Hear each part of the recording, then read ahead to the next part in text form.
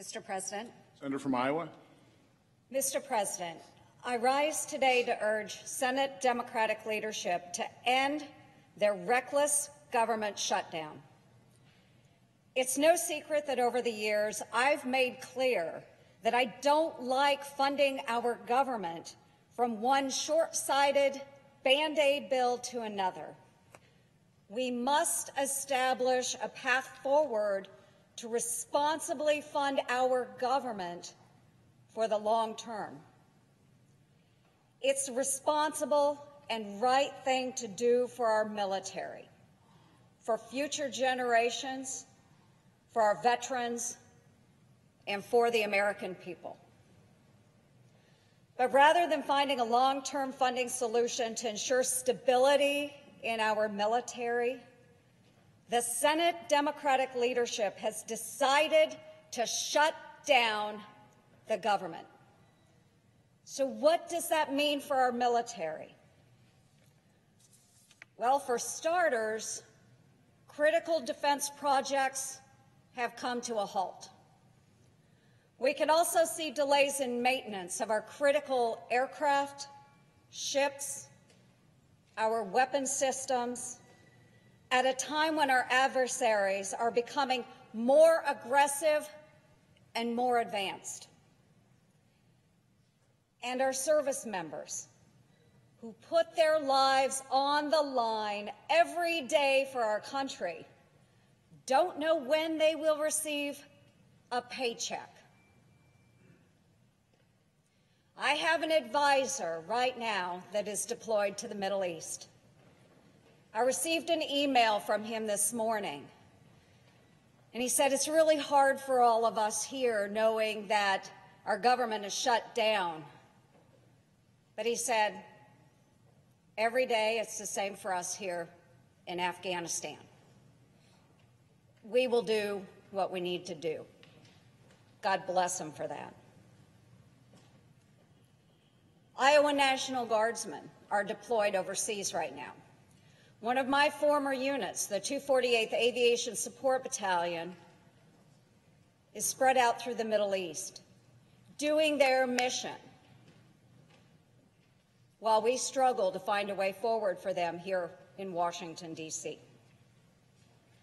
Military schools have been canceled. I spoke to an active duty Army officer this morning. She was scheduled for her pre-command course this weekend, and her orders were canceled.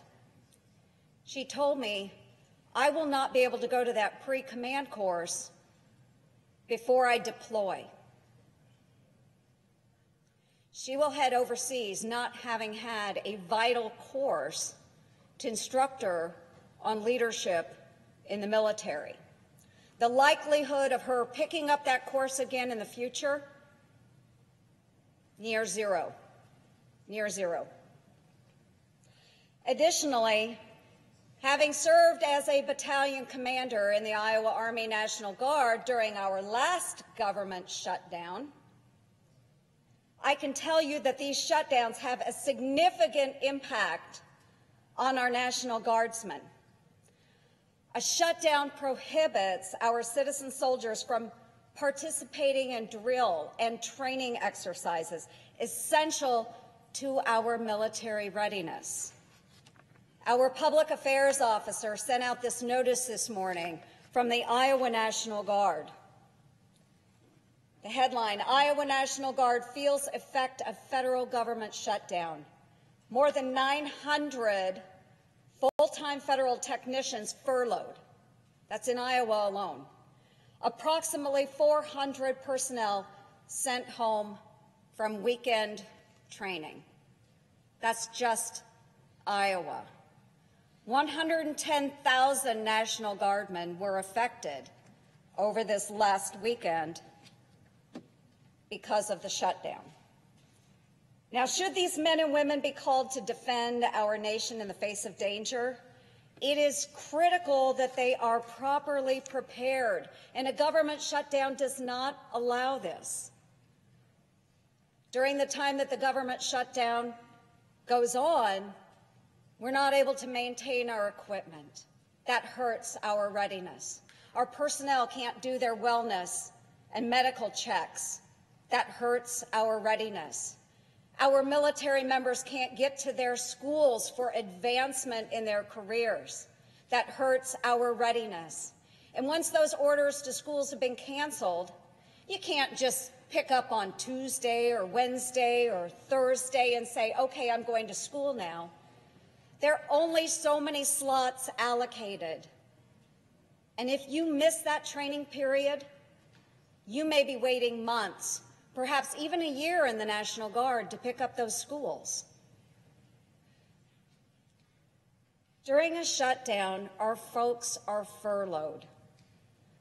Depending on how long the government is shut down, our citizen soldiers might not receive enough training days to be adequately prepared for duty. This could also mean that their time serving throughout the year might not be included in their total years of service, potentially further jeopardizing their benefits and pay. What a lot of folks here that haven't served in the military, the reserves or the Guard or active duty, what they don't understand. In the reserves and Guard, you have to meet so many points in a year for that to be considered a good retirement year. If you fall a few days short of that, the entire year does not count towards your retirement. The entire year does not count towards your retirement. Despite their rhetoric otherwise, Senate Democrats are turning their back on our men and women in uniform by putting our military's resources and readiness in jeopardy. It is inexcusable.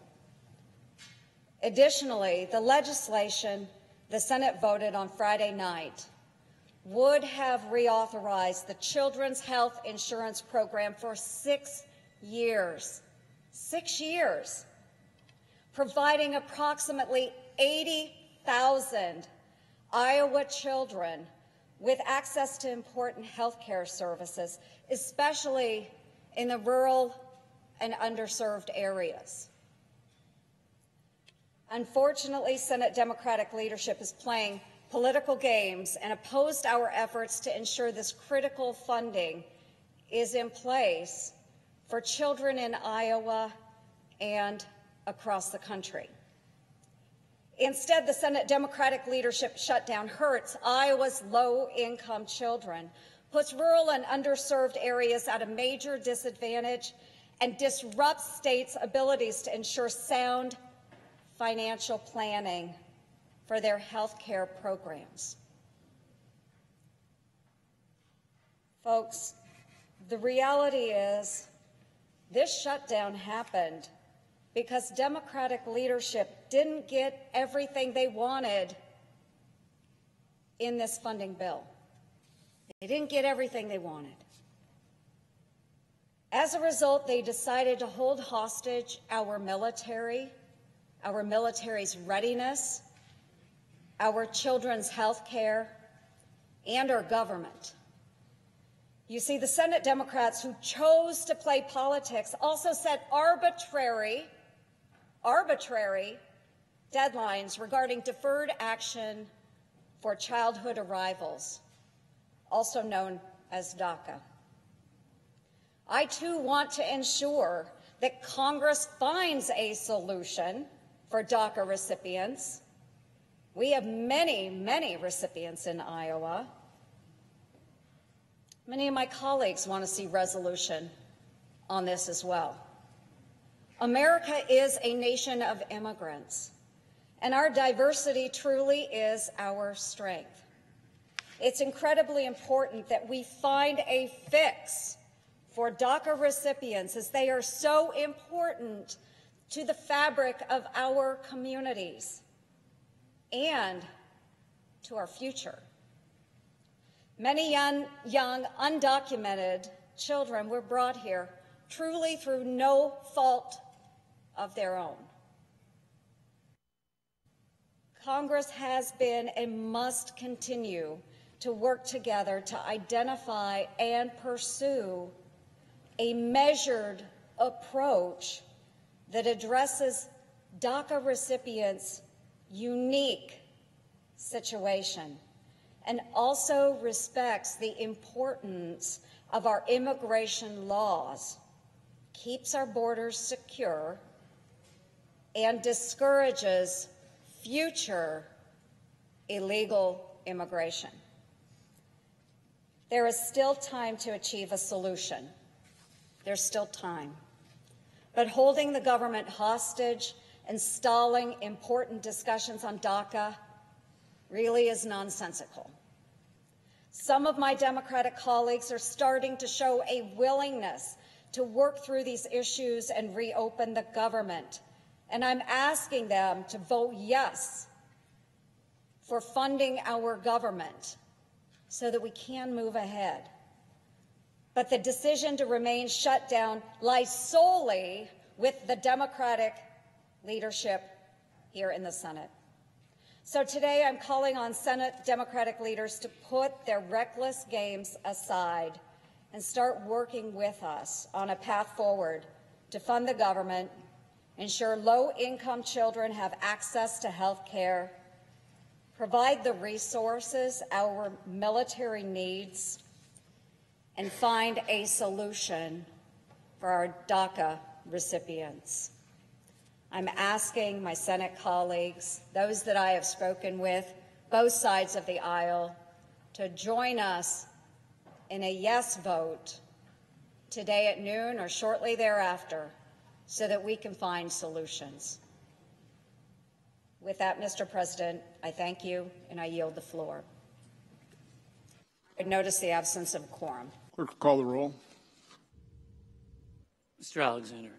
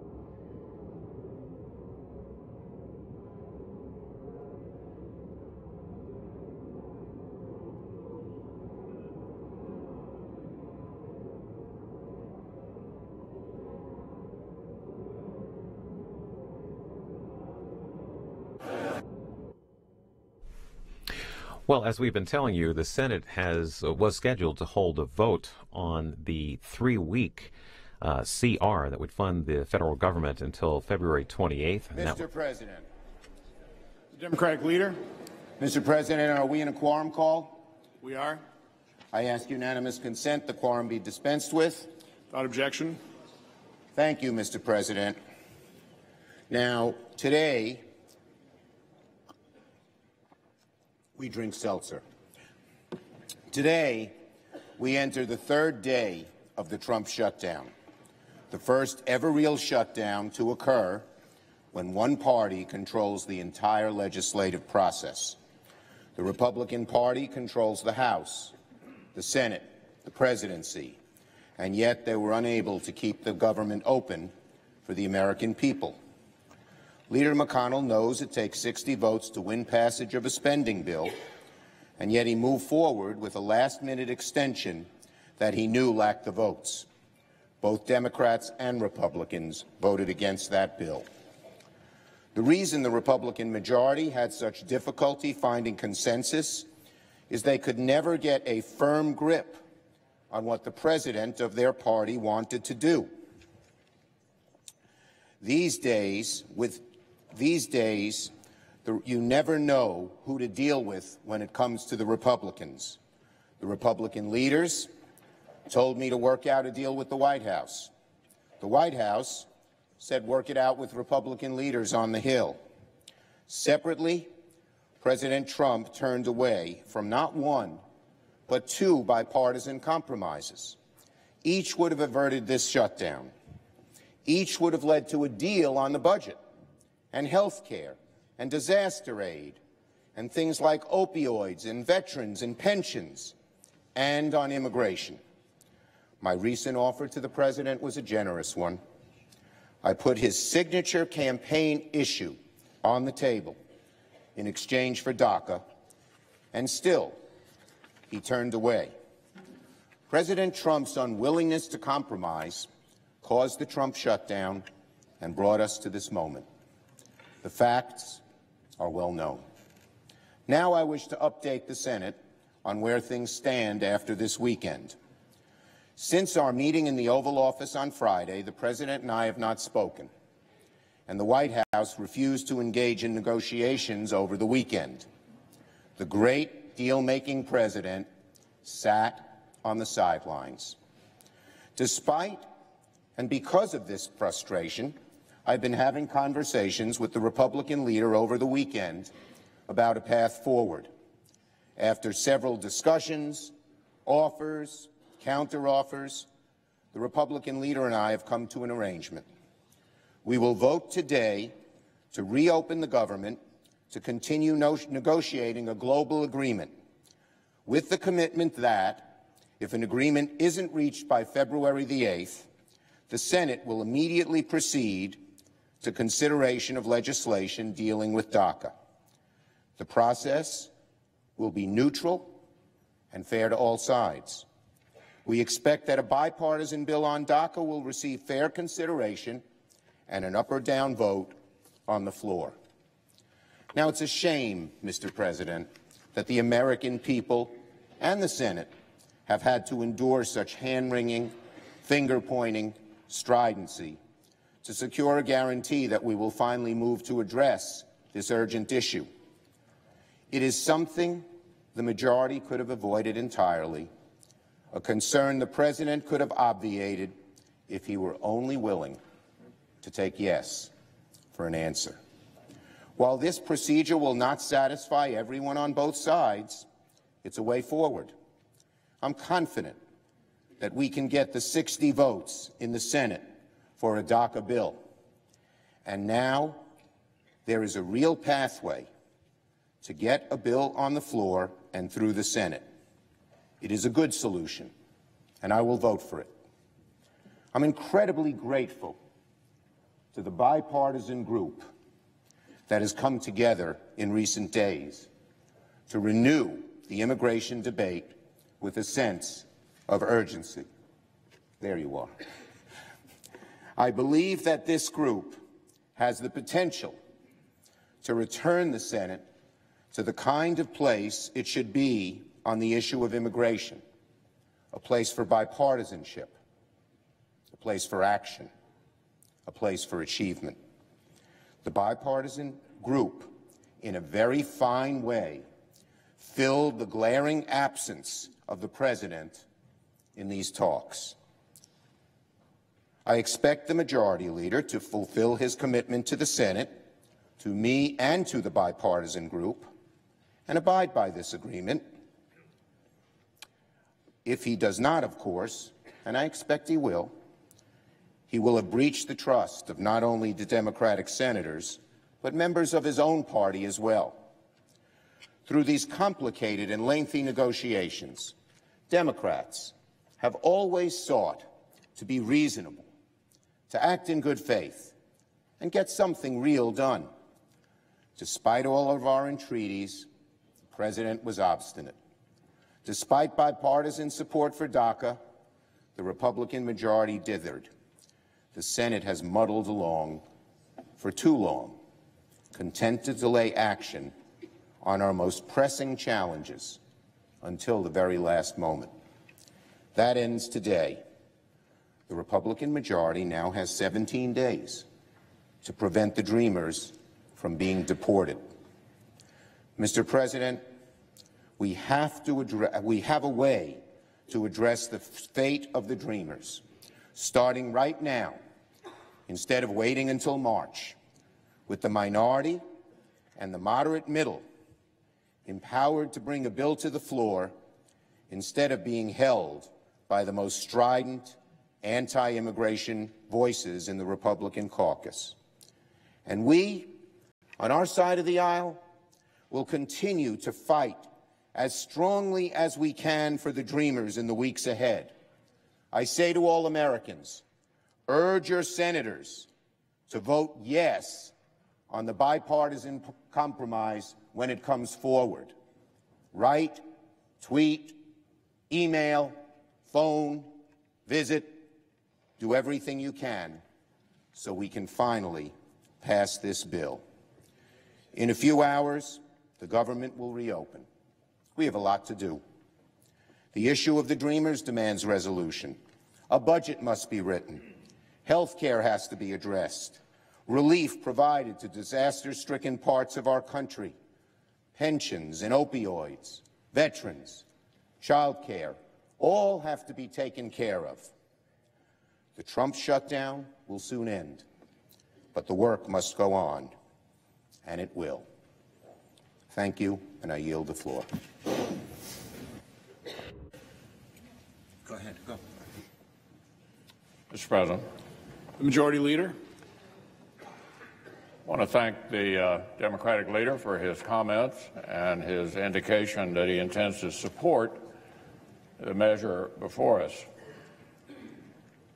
I think if we've learned anything, during this process, it's that a strategy to shut down the government over the issue of illegal immigration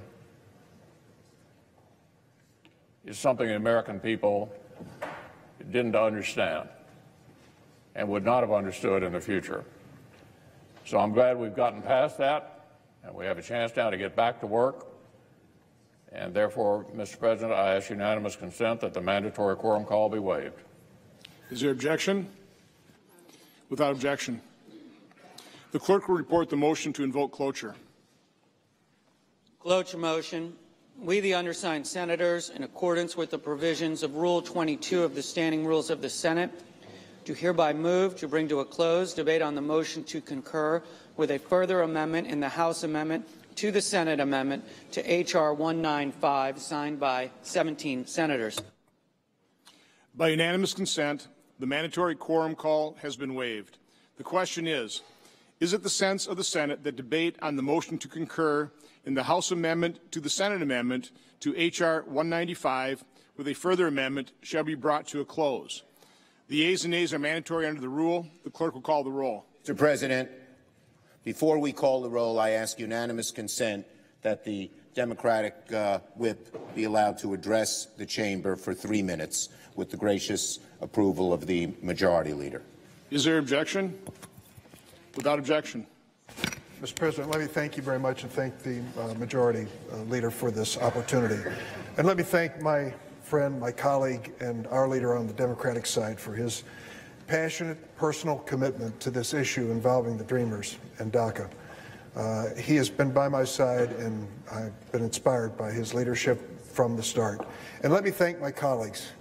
So many of you cast a vote that was very hard and very difficult because you believed, as I did, that the issue of immigration, the issue of the Dreamers, is the civil rights issue of our time.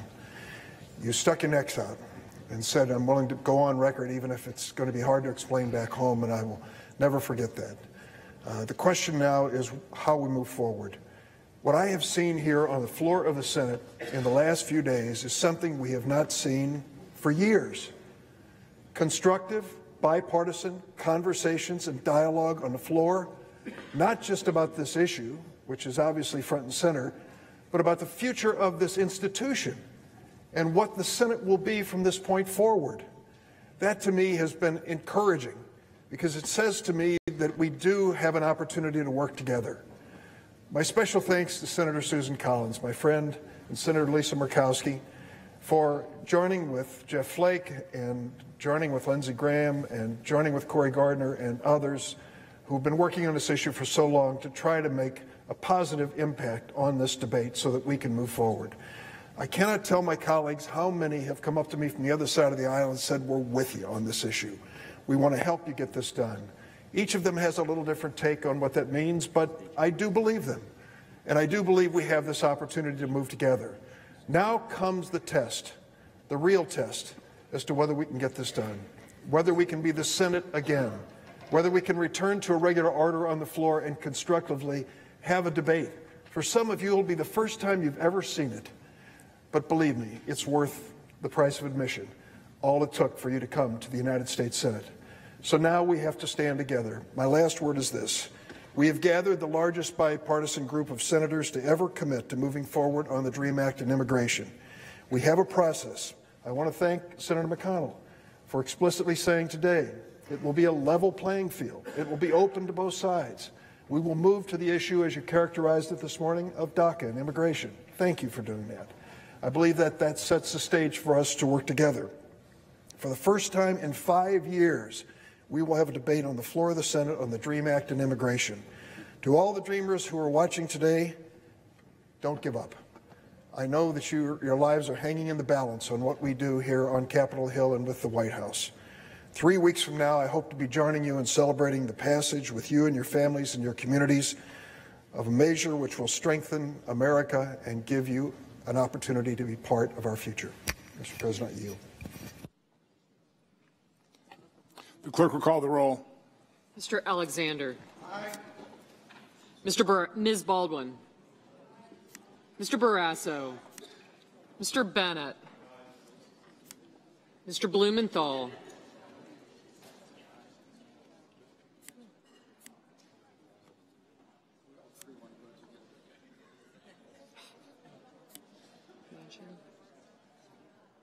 Ms. Collins.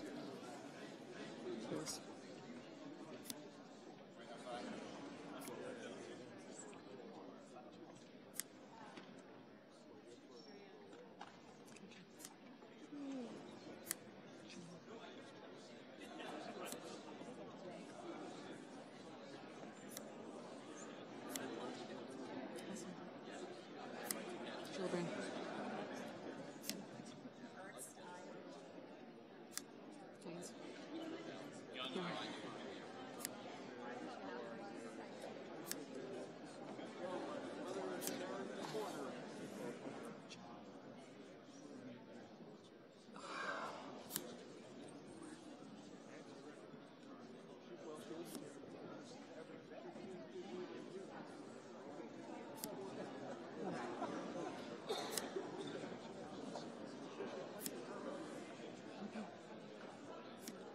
Mr. Blunt.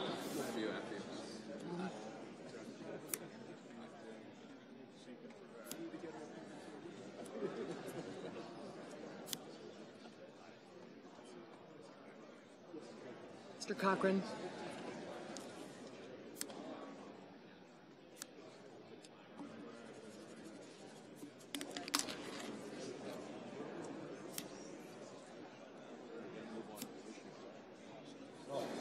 Gotcha.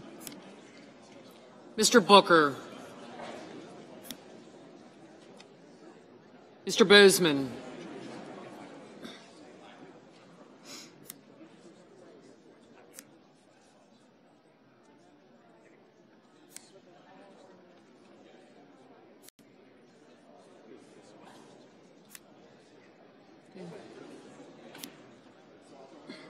Mr. Brown. Mr. Burr.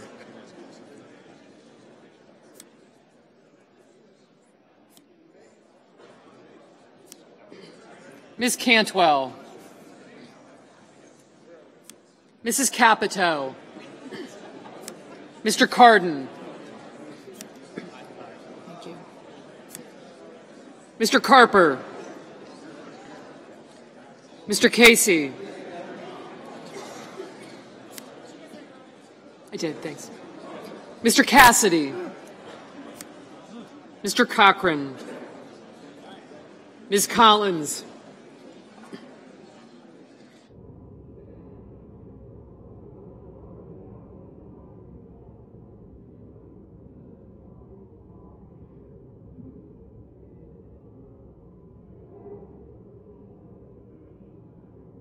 Mr. Coons. Mr. Corker. Test.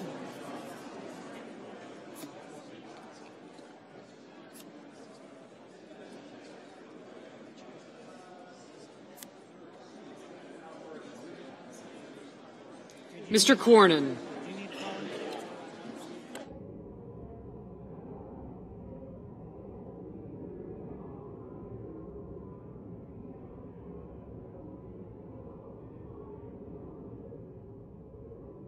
Ms. Cortez Masto. Mr. Cotton. Mr. Crapo. Mr. Cruz.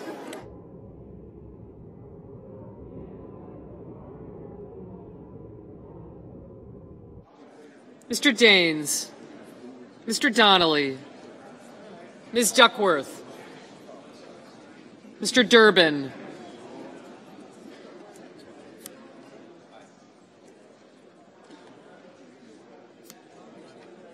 Mr. Enzi.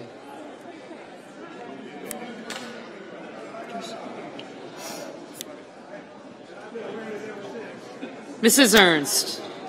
Mrs. Feinstein. Mrs. Fisher. Mr. Flake. Mr. Gardner. Gotcha. Mrs. Gillibrand. Gotcha.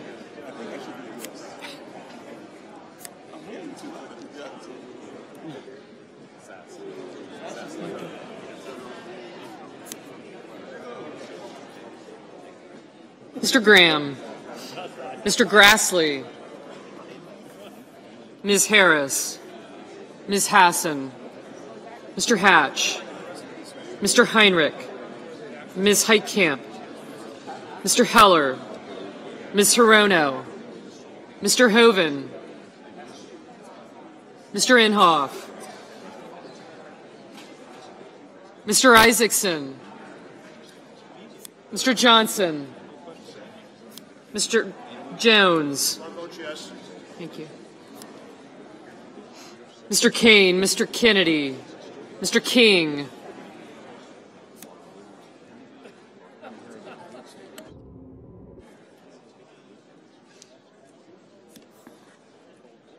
Ms. Klobuchar, Mr. Langford, Mr. Leahy,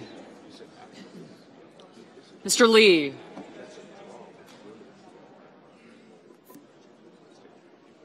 Mr. Manchin, Mr. Markey,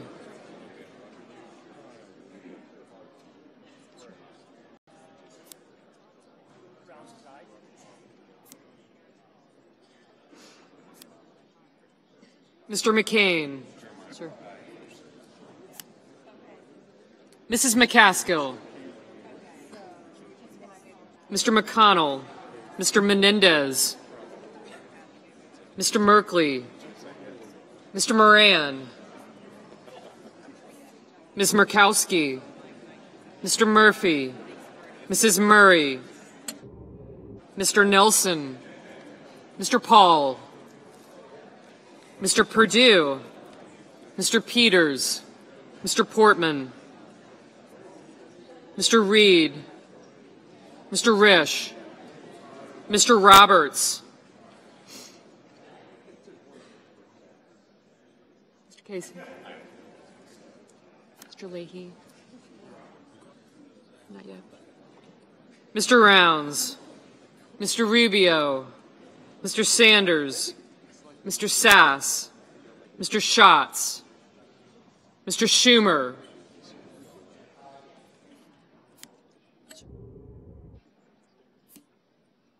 Mr. Scott, Mrs. Shaheen, Mr. Shelby, Ms. Smith,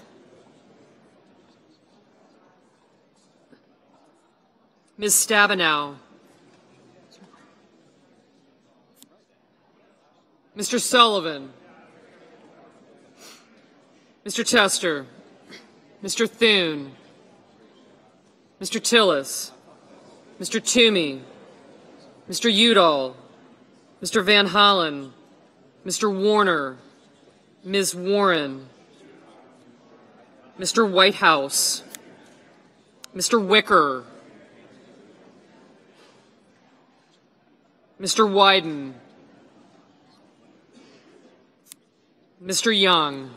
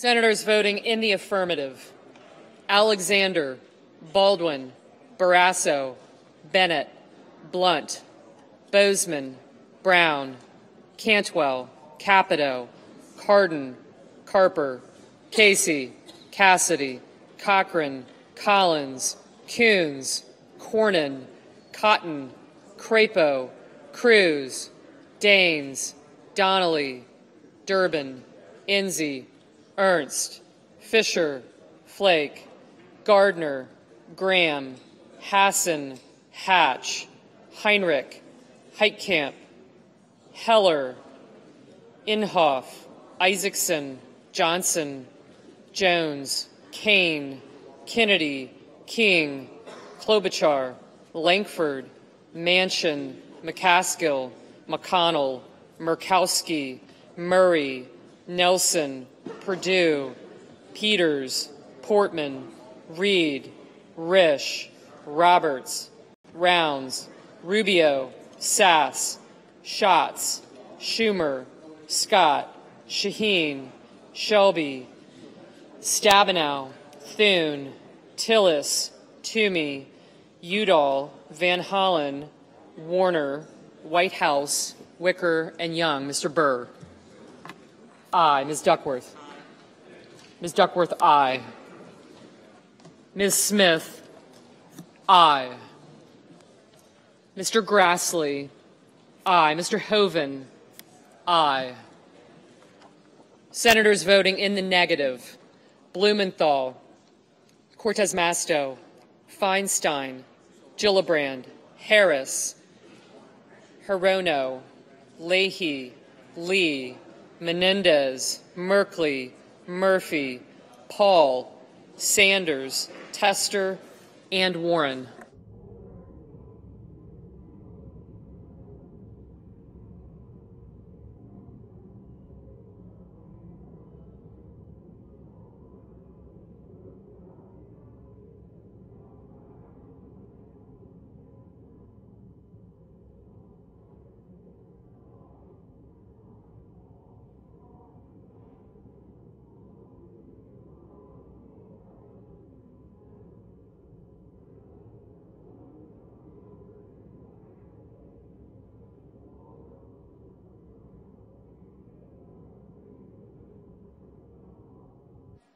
Mr. Wyden, no.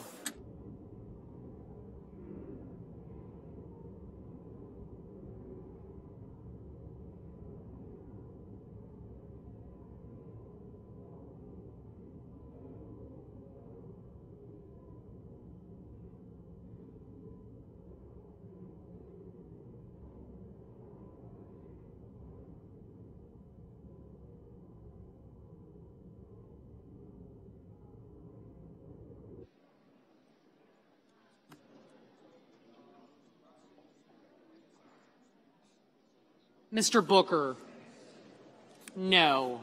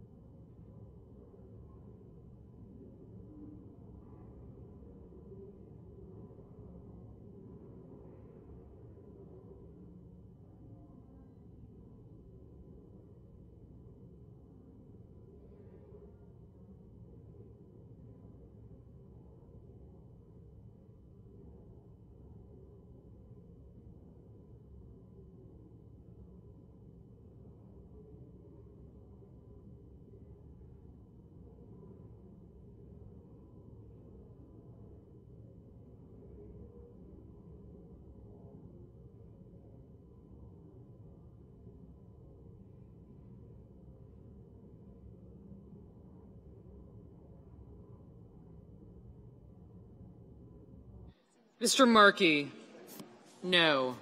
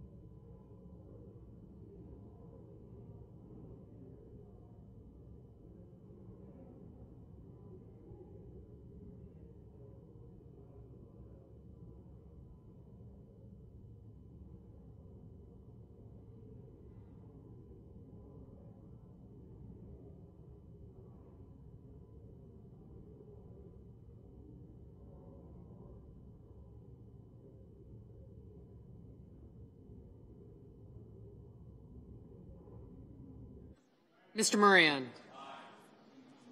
Aye.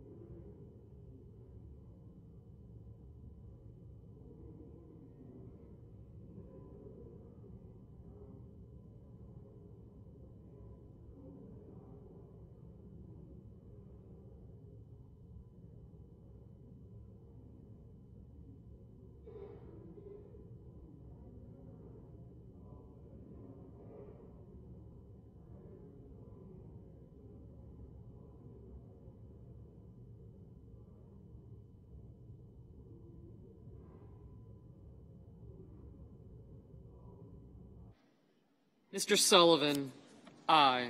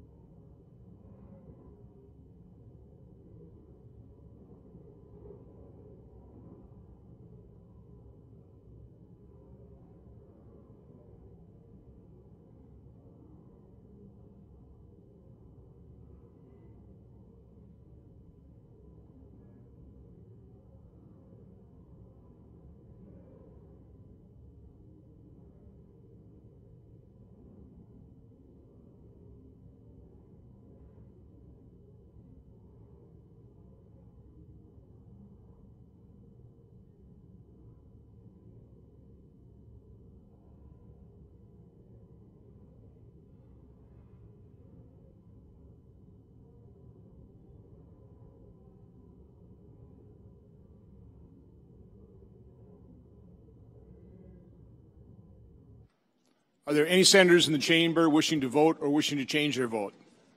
If not, on this vote, the yeas are 81, the nays are 18. 3/5 of the senators duly chosen and sworn having voted in the affirmative, the motion is agreed to. Cloture having been invoked, the motion to refer falls. Mr. President. Senator from Maryland. Thank you, Mr. President. First, let me tell you how pleased I am, the people of Maryland, that we are now in the process of ending this government shutdown. The government shutdown does not benefit anyone. It certainly doesn't benefit the federal workers who live in Maryland and the federal workers around the nation. The uncertainty that a shutdown brings, those that are exempted are asked to work without knowing when they would get a paycheck. Those that are on furlough don't know whether they'll ever get a paycheck or not. It's not in the interests of our federal workforce. It's certainly not in the interest of federal contractors who depend upon contracts that have been put on suspension. It's not in the interest of the public who depend upon governmental services, and it ends up costing taxpayers more money. So, Mr. President, I'm pleased to see that we're on path to end this shutdown, to get government back up and a path forward. I also am pleased that we've at least accelerated by 2 weeks the deadline for getting a budget done. Many of us have expressed major concern about continuing to operate under a continuing resolution. That makes no sense. We heard from the Department of Defense that they cannot keep our country safe on continuing resolutions. We know that agencies, when they're trying to plan their mission, cannot operate on continuing resolutions. For the public, continuing resolutions state that we're going to operate on last year's budget. It doesn't reflect this year's. It doesn't reflect this year's priorities, and that's what we should be doing every year. So, in this case, the Republicans control the House, the Senate, and the White House. We would think that a budget could have been done by October 1, which is when the fiscal year began, October 1 of last year. We're now approaching 4 months under the FY18 budget, and we still don't have a budget. So one of the parts that I am pleased about as we move forward, we've had real, I think, positive discussions that by the February the 8th date, it's realistic to expect that we're going to be able to enact budget numbers so that the Appropriations Committee can recommend to the full chamber and we can pass appropriation bills or a cromnibus or an omnibus that will allow our agencies to have full year appropriations, or I should say the remainder of this year's appropriations. And I certainly hope that will include FY19. That would certainly be the best. And that it will be balanced between the needs of the Department of Defense and the non-defense agencies. We have critical functions that require to have a full year of appropriations for, including our national defense, Department of Defense, our State Department, the Department of Health, and the work that's done in National Institutes of Health, food safety, the Federal Drug Administration, the ability of the Social Security Administration to deliver checks to our seniors and to take care of our health care needs. All that requires that we have the predictability of a budget. So I'm pleased that we were able, during this debate, I wasn't pleased we had a shutdown, but I'm pleased that during this debate we had great discussions among Democrats and Republicans that we are committed to bringing out a budget by February the 8th so that we can give that type of predictability to the people of this country. That was one of the principal frustrations that many of us didn't want to go for another continuing resolution without knowing how we're going to deal with the budget. There are some special needs that we've had particular attention to that we really also need to get done by no later than February the 8th. One of that is the opioid funding. Opioid funding, clearly, it's in our national interest to recognize that we have a national crisis. Every community in the country is suffering from the opioid crisis, and we need to make sure that we give the wherewithal for the federal government to be a strong partner in dealing with this crisis. Many of my colleagues have talked about disaster relief. We certainly need to give help to the communities of Texas and Florida, the Puerto Rico, the wildfires of the West. We know that we've got to get that done now. We can't wait another month. Let us make sure that by no later than February the 8th, we've also dealt with that issue. I'm pleased in the legislation that we're considering now that we will deal with the Children's Health Insurance Program. I wish it was permanent.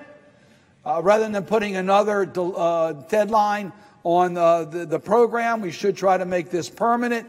It's been bipartisan success program in all of our states, and the Children's Health Insurance Program needs further attention for permanency. However, the legislation that we're in the process of passing does not deal with community health centers.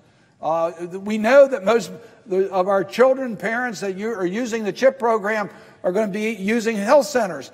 We need to extend the programs for our health centers. There are a lot of extenders out there, Mr. President, we need to act on. Just to mention one, the one that I've been interested in and have authored legislation deals with the therapy caps. Therapy caps mean that those who have the most serious needs for therapy services, those suffering from stroke, those type of injuries, are not able to get the full services, or at least threatened not able to get the full services because of a therapy cap.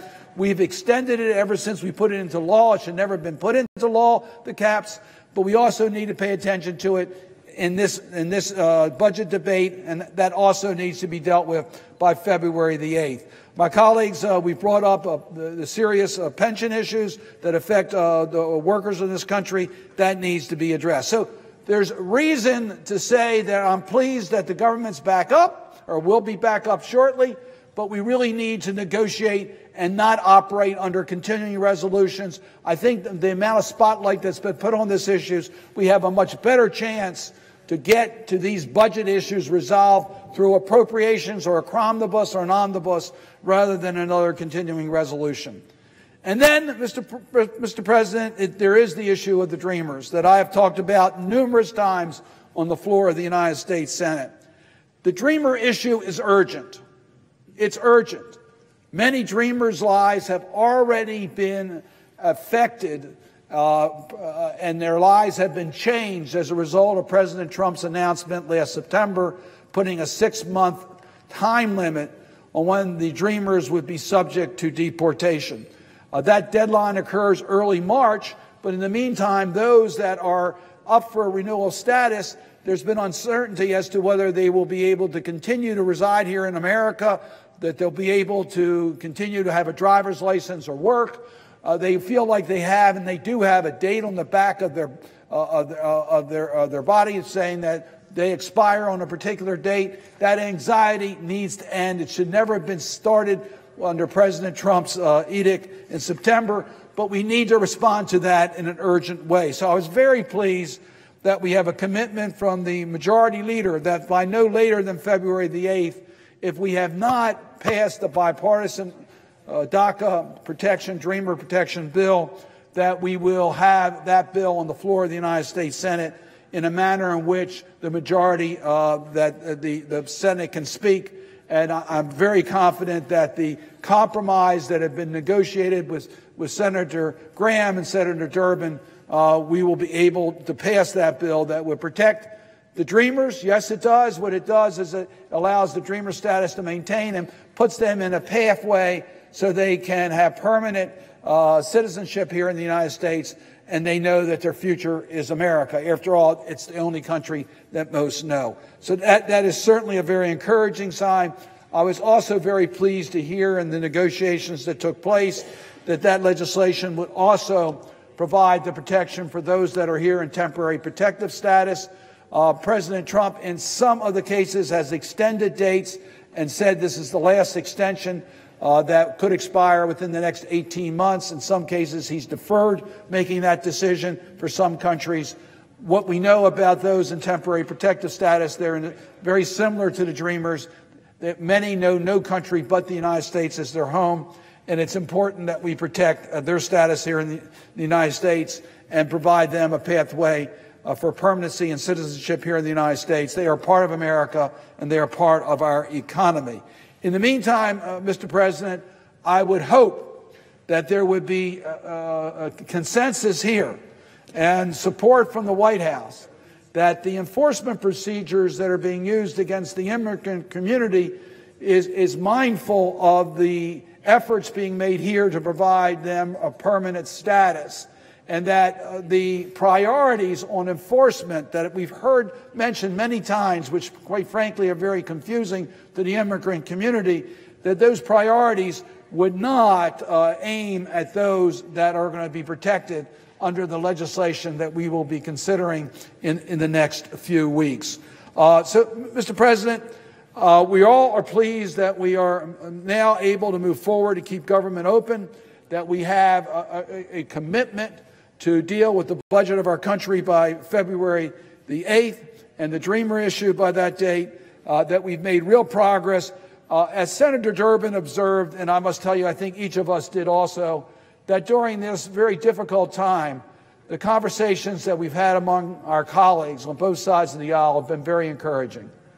I think the members of this body want to return to the great traditions of the United States Senate, where we listen to each other, where we work together, where we compromise, and we're able to come to successful completion of our work. Too much work virtually no work has been done, but too much is on the table right now that needs to get finished. And let us take advantage of these next few weeks to show the American people that indeed we will work together in the best interest of our country, putting partisan politics aside, dealing with our budget issues, dealing with our immigration issues, dealing with our health care issues, dealing with our pension issues. We can do the people's work. Let's get that done, and let's start right now in getting that work completed. With that, Mr. President, I would suggest the absence of a quorum.